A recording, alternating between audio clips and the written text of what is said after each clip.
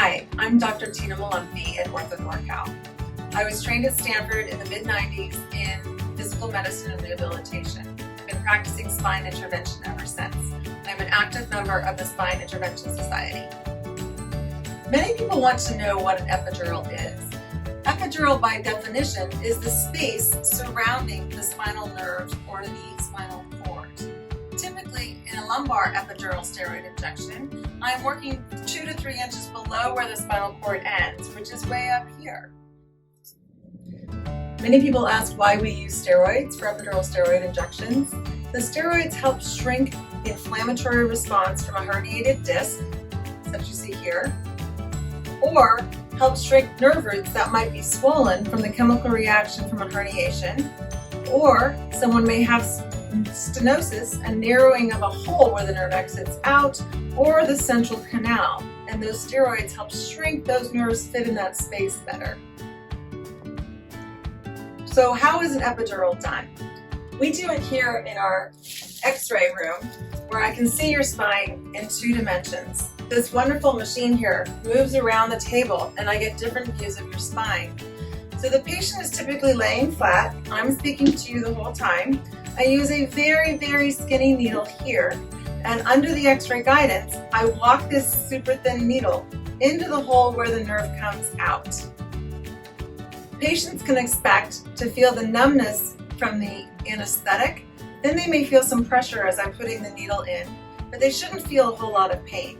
After the procedure, you go to the recovery room for about 15 minutes, and then you go home with your driver and you recline or rest the rest of that day. The following day, you're up and walking around like normal. I do ask my patients to not exercise for a few days to allow the medicine to kick in. Many people ask, how long is this going to last? I don't have a magic wand. However, the steroids do take 2 to 7 days to start working, up to 14 days to see that maximum result. Many patients then get relief for several months. Some patients, it may be shorter than that. My goal is not to have you come back and do repeat injections, but to improve your ability to function so that you can exercise and hopefully avoid surgery.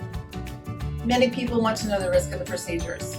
The biggest risk is infection or bleeding. We use sterile technique in everything we do. Bleeding would occur only if you were on your aspirin products, which I do ask you to stop your aspirin products if you are capable of doing so. Blood thinners as well, that will be discussed with your physician before the injection.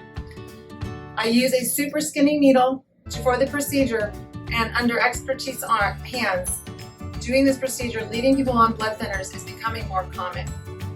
There is little risk of any epidural headache going in through the hole where the nerve exits out, as I am not to penetrate the central canal. It is not like a baby epidural. So how many epidurals can I have? I hear that question a lot. Not that I want to do repeat epidurals. However, in some patients that cannot have surgery, they opt to have these epidurals to continue to be able to function. So we can do up to 3 epidurals within a 6-month period or 4 within a 12-month calendar year.